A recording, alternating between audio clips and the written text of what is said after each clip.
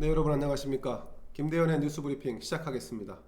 여러분, 추미애 법무부 장관 아들 탈영 의혹 사건이 일파만파로 번지고 있습니다. 자, 이 사건 이제 제2의 조국 사태라는 얘기까지 나오고 있습니다. 청와대는 완전 멘붕 상태로 빠지고 있는 것이 아닌가 싶은 생각이 듭니다.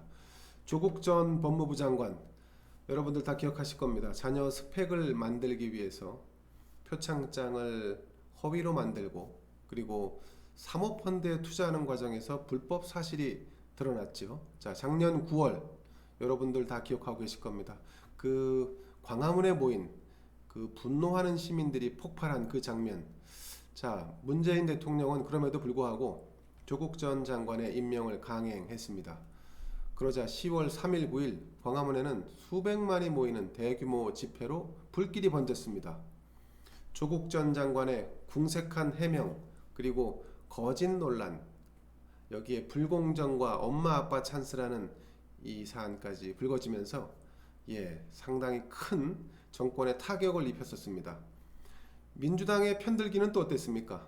무조건적인 엄호가 가져온 그 혼란, 그리고 비난, 정권을 규탄하는 목소리들, 여러분들 잘 기억하고 계실 겁니다. 자, 그런데 딱 1년이 지난 이 시점에 추미애 현 법무부 장관, 이 추미애 장관의 아들 관련된 사건이 또 이 대중의 이 불공정 이 심리에 불을 담기고 있습니다. 9월 들어서 폭발한 이 추 장관 아들 병역 관련 특혜 의혹, 이 또한 엄마 찬스가 아니냐는 비난이 쏟아지고 있습니다. 아들이 군대 갔는데 편한 부대에 배치를 받게 하려고 하는, 또 좋은 보직을 받게 하려고 하는, 게다가 동계올림픽이 열리니까 여기에 통역병으로 보내려고 하는 민원까지, 자, 병가를 가고 연가를 가고 하는 와중에 보좌관이 개입됐다는 거, 그건 여러분 익히 나온 얘기입니다만, 최근 들어서 숱한 의혹이 쏟아지고 있습니다. 집권당의 당대표면 이런 식으로 아들을 군에 보내서 편리를 도모해도 되는 겁니까? 보좌관이 나서고 심지어 국방부 장관까지 등장을 하고 있습니다. 쏟아지는 제보와 폭로들 마치 고구마 줄기처럼 이어지고 있습니다. 자, 그런데 여러분, 추미애 장관 측 해명이 화를 더 키우고 있습니다. 이분 처음에 야당 국회의원들을 상대로 해서 소설을 쓴다고 윽박을 질렀던 분인데, 자, 아들이 휴가를 가고 또 통역병으로 민원이 들어왔다는 이 사실에 대해서 추미애 장관 측은 그게 뭐 대수냐 이런 식으로 반응을 하고 있습니다. 자, 이렇게 되자 코로나로 소폭 상승 분위기를 탔던 문재인 대통령의 지지율이 다시 하락하기 시작했습니다. 당연한 얘기죠. 네, 대통령이 임명한 장관이 이렇게 아들을 군대 보내놓고 엄마 찬스를 쓰고 여러 가지 민원을 제기하면서 압박을 가한 사실이 드러났으니까 이렇게 불공정한 분이 무슨 개혁을 주도할 수 있겠습니까? 자, 특히 20대와 자영업자들의 분노가 지금 극에 달하고 있습니다. 이들의 지지가 상당히 지금 이탈한 것으로 나타났습니다. 리얼미터 조사에 따르면 자영업자들 가운데 문재인 대통령 지지율은 5.3%, 불과 며칠 사이에 5.3%나 빠졌습니다. 그래서 43.1%가 문재인 대통령의 국정 운영에 공감을 했고요. 20대의 경우에는 문재인 대통령이 국정 운영을 잘한다라고 하는 사람이 7.1% 감소한 39%로 나타났습니다. 추미애 장관의 아들 탈영 의혹, 이를 감싸는 민주당, 다 불공정이라는 딱지가 붙었습니다. 자, 이쯤 되면 추 장관에 관련된 수사, 추 장관 주변에 관련된 이 특별 검사 계속 거론되고 있는데, 국민권익위원회는 여기에 대해서 뚜렷한 입장을 내지 못하고 있습니다.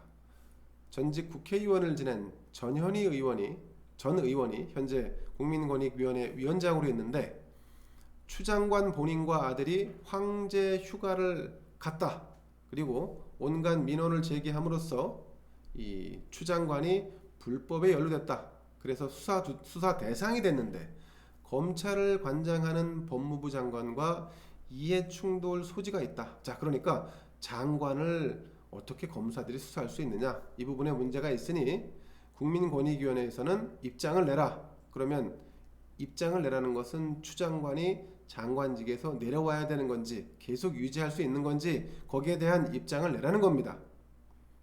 자, 추 장관 아들 휴가 민원 해결을 위해서 보좌관을 통해서 군에 연락한 것은 어떤 루트와 방식으로든 청탁금지법 위반이 아니냐는 또 의혹이 있습니다. 이 부분에 대해서도 먼저 수사가 들어가기 전에 국민권익위원회에서 입장을 내라는 것이 야당의 요구입니다.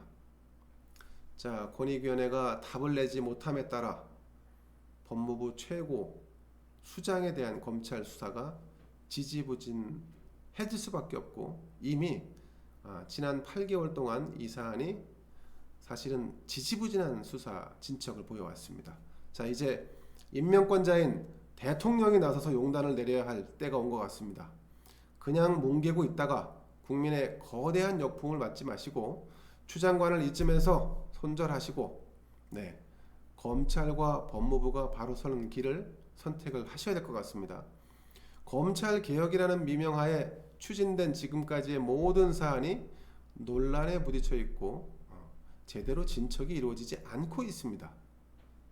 개혁이 아니라 개혁이다.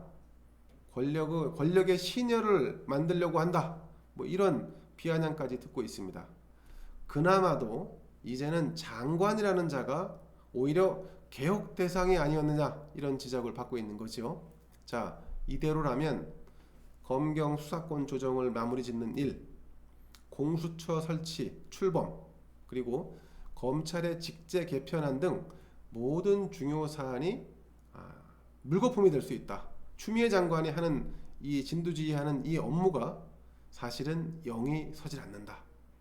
자, 그러면 문재인 대통령이 진정한 검찰 개혁을 원한다면 조국 그리고 제2의 조국 같은 인물이 아니라 검찰 내부에서 존경받는 인물을 찾는 게 순서일지 모릅니다. 여러분, 지금 시중에서는 말이죠, 추미애 장관 아들 병역 의혹 이게 지금 눈덩이처럼 불어나고 있습니다. 그러자 일각에서는 이번 사건을 제2의 조국 사태라고까지 명명을 했습니다. 여러분, 이 사건에 대해서 모든 의혹이 해소될 때까지 검찰 그리고 검찰이 못하면 특검을 도입해서 추 장관 주변에서 벌어진 이 엄마 찬스, 불공정 이 모든 것을 낱낱이 밝혀내야 할 것입니다. 자, 여러분, 오늘 뉴스 브리핑 제2의 조국 사태였습니다. 감사합니다.